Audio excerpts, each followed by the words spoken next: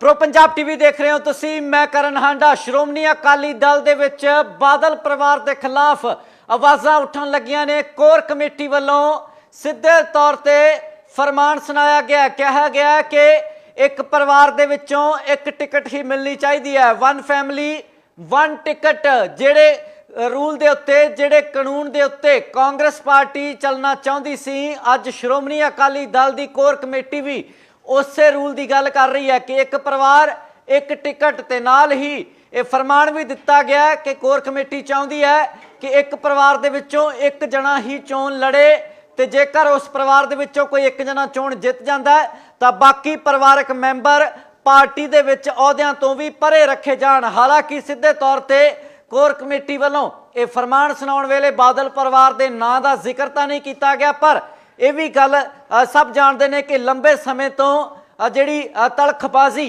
चल रही है, लगातार कोर कमेटी श्रोमणी अकाली दल के मैंबर किते ना किते बादल परिवार के नाल जिहड़ा कि रोसा चल रहा, जिस तो कि बार बार टिप्पणियां कीतियां जा रही ने। यह भी चर्चा चल रही सी कि हुण जल्द जिहड़ा है श्रोमणी अकाली दल की लीडरशिप दे विच बदलाव आ सकता है। बादल परिवार तो अलावा भी लीडरशिप होरां दे हत्थे सौंपी जा सकती है, पर संगरूर जिमनी चोणां दे मद्देनज़र हुण सूत्रां दे हवाले तो खबर है कि फिलहाल वास्ते लीडरशिप का बदलाव संगरूर जिमनी चोणां दे चलदियां टल गया है, क्योंकि चोणां भी वड्डी अहमियत रखदियां ने। तां इंडियन एक्सप्रैस अखबार के हवाले दे नाल तुहानूं दस रहे हैं कि कोर कमेटी ने मंग कीती है इक्को परिवार दे विचों एक जने नूं ही टिकट दित्ती जावे। बादल परिवार दे उत्ते निशाना साधा जा रहा, क्योंकि बादल परिवार वालों एक नहीं, दो नहीं, तीन नहीं, कई मैंबर जिहड़े ने चोण मैदान दे विच उतर रहे हैं। तो इस बार भी प्रकाश सिंह बादल, सुखबीर सिंह बादल,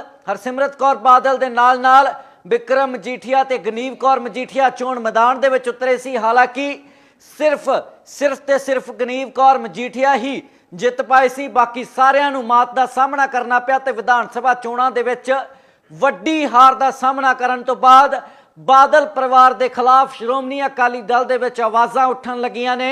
मंग की जा रही है कि श्रोमणी अकाली दल की लीडरशिप दे विच बदलाव किया जाए, बादल परिवार के हत्थों श्रोमणी अकाली दल की कमान लैके किसी होर दे हत्थे फड़ाई जाए। तो प्रो पंजाब टीवी ते अंदर की खबर तुहानूं दे रहे हैं कि श्रोमणी अकाली दल के अंदरूनी बादल परिवार के खिलाफ आवाज़ उठनी शुरू हो गई है।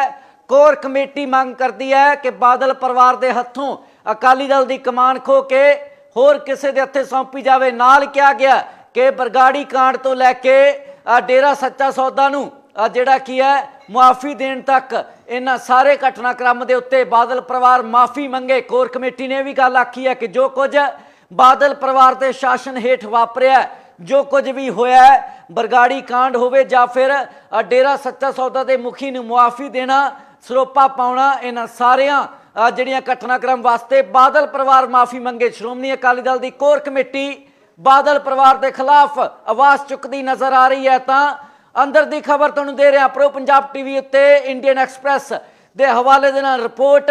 कोर कमेटी श्रोमणी अकाली दल की कोर कमेटी बादल परिवार के खिलाफ गरजदी हुई नज़र आ रही है। हालांकि जदों ये गल आखी गई कि एक परिवार के विचों एक टिकट ही दी जाए तो उदों उचेचे तौर पर किसी परिवार का नाम तो नहीं लिया गया, पर सीधे तौर पर इशारा बादल परिवार वाल है, क्योंकि मंग पहला भी की जा रही है कि बादल परिवार के हत्थों श्रोमणी अकाली दल की कमान खो के किसी होर दे हत्थे दित्ती जाए। पर सूत्रां दे हवाले तो फिलहाल की जानकारी ये है कि संगरूर जिमनी चोणां दे मद्देनज़र ये लीडरशिप के बदलाव की मंग फिलहाल ठंडी पै रही है, क्योंकि संगरूर जिमनी चोणां दे विच वड्डी टक्कर होनी है। आम आदमी पार्टी वालों सीएम भगवंत मान दे भैन मनप्रीत कौर चोण मैदान दे विच उतर रहे हैं, क्योंकि पोस्टर संगरूर दे विच लग चुके हैं। हालांकि अधिकारित तौर पर कोई ऐलान नहीं किया गया, पर पोस्टर लगन तो बाद समझा जा सकता है कि किते ना किते टाकरा पंथक धिरां वर्सेस सीएम मान दी भैन मनप्रीत कौर हो सकता है। तो क्योंकि श्रोमणी अकाली दल कल एक बैठक करता है जिस दे विच कमेटी मैंबर कहते हैं कि सारियां पंथक धिरां इक्को ही नुमाइंदे का समर्थन करनगियां, इक्को ही नुमाइंदा चुननगियां। तो की वो नुमाइंदा सिमरनजीत सिंह मान होणगे? श्रोमणी अकाली दल अमृतसर तो सिमरनजीत सिंह मान पहला ही ऐलान चुके हैं कि संगरूर जिमनी चोणां दे विच चोण मैदान दे विच उतर रहे हैं। पहला MP भी रह चुके हैं संगरूर तो सिमरनजीत सिंह मान। तो संगरूर के लोग सिमरनजीत सिंह मान नूं जानते हैं ਤੇ ਸਿਮਰਨਜੀਤ ਸਿੰਘ ਮਾਨ ਸੰਗਰੂਰ ਦੇ ਲੋਕਾਂ ਨੂੰ ਜਾਣਦੇ ਨੇ, ਕਿਉਂਕਿ ਐਮਪੀ ਦਾ ਉਹਦਾ ਪਹਿਲਾਂ ਸੰਭਾਲ ਚੁੱਕੇ ਨੇ। ਤਾਂ ਉਧਰ ਹੀ ਸ਼੍ਰੋਮਣੀ ਅਕਾਲੀ ਦਲ ਦਾ ਕਹਿਣਾ ਹੈ, बैठक तो बाहर आने तो बाद प्रेम सिंह चंदूमाजरा ने प्रो पंजाब टीवी के नाल एक्सक्लूसिव गलबात दे विच कल आख्या सी कि पंथक धिरां इक्को ही नुमाइंदा चुनणगियां तो इक्को ही नुमाइंदा सिमरनजीत सिंह मान हो सकते हैं। तो उस तो बाद संगरूर जिमनी चोणां जेकर हो जांदियां ने तो सवाल वड्डे खड़े होणगे कि श्रोमणी अकाली दल की कोर कमेटी मुड़ तो अकाली दल की लीडरशिप बदलण की मंग चुकेगी, जो कि हुण जिमनी चोणां दे चलदियां ठंडी पैंदी नज़र आ रही है।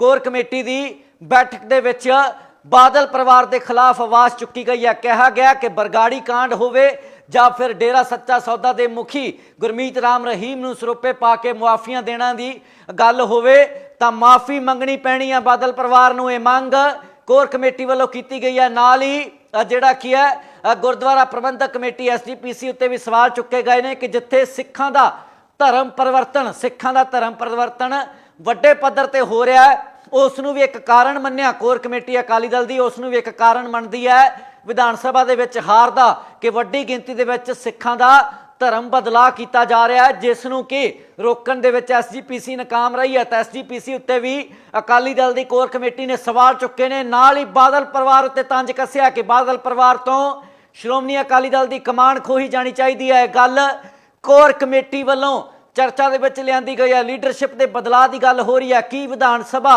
2022 पंजाब विधान सभा चोणां दे विच करारी हार दा हरजाना बादल परिवार नूं लीडरशिप श्रोमणी अकाली दल की लीडरशिप छड्ड के देण भुगतना पएगा। यह तो समा दसेगा, पर फिलहाल जो खबर अंदर की खबर तुहानूं दे रहे हैं कि श्रोमणी अकाली दल दे विच बादल परिवार के खिलाफ आवाज़ उठनी शुरू हुई है। कोर कमेटी वालों बादल परिवार के खिलाफ आवाज़ चुकी जा रही है, मांग की जा रही है कि लीडरशिप का बदलाव होना चाहिए, क्योंकि वो बादल परिवार ही सी जिसने समेत सैनी नूं DGP लाया। हालांकि उसका इतिहास पहला तो ही सवाल चुके जाते सी, उसके इतिहास उत्ते तां इह कोर कमेटी वालों सवाल चुके गए ने। अकाली दल की कोर कमेटी है सारे सवाल चुक रही है, कह रही है कि बादल परिवार मुआफ़ी मंगे, DGP समेत सैनी नूं अहुदे ते तैनात करने वास्ते मुआफ़ी मंगे, बरगाड़ी कांड वास्ते मुआफ़ी मंगे, डेरा सच्चा सौदा के मुखी गुरमीत राम रहीम नूं मुआफ़ी देण ते सरोपे पाउण वास्ते बादल परिवार माफ़ी मंगे। नाल ही अकाली दल की लीडरशिप बदली जानी चाहिए है, कहना कोर कमेटी का आवाज़ चुकी जा रही है। इंडियन एक्सप्रैस के हवाले तो खबर प्रो पंजाब टीवी के अंदर की खबर तुहानूं दे रहे हैं कि श्रोमणी अकाली दल दे विच सब कुछ ठीक नहीं है कि बादल परिवार अपनी लीडरशिप अपनी बादशाहत श्रोमणी अकाली दल दे विच जो बादशाहत है उसनूं गवा के 2022 विधान सभा चोणां हारन दा हरजाना भरेगा। यह तो समा दसेगा, पर फिलहाल मंग जरूर चुकी जा रही है। मंग वड्डी मंग श्रोमणी अकाली दल दे विच 100 साल पुरानी पंथक पार्टी दे विच बादल परिवार तो सवाल पूछे जा रहे हैं। कोर कमेटी वालों सवाल चुके जा रहे हैं कि किहड़े फैसले बादल परिवार ने जदों लए तो किन्ना नुकसान होया, तो बादल परिवार नूं उस सारे नुकसानां वास्ते जिम्मेवार ठहराया जाना चाहिए है। जो कुछ बादल परिवार के शासन हेठ होया उस वास्ते बादल परिवार माफ़ी मंगे। कहना है श्रोमणी अकाली दल की कोर कमेटी का, जिस वालों दबाव पाया जा रहा है कि लीडरशिप का बदलाव किया जाए, श्रोमणी अकाली दल की लीडरशिप के विच बदलाव होना चाहिए है। हालांकि सूत्रां के हवाले तो यह पता लग रहा है कि संगरूर जिमनी चोणां दे चलदिआं मंग किते न किते ठंडी पैंदी नज़र आ रही है, पर एक बार सवाल उठने शुरू जरूर हो गए ने, मंग उठनी शुरू जरूर हो गई है। तो की इसका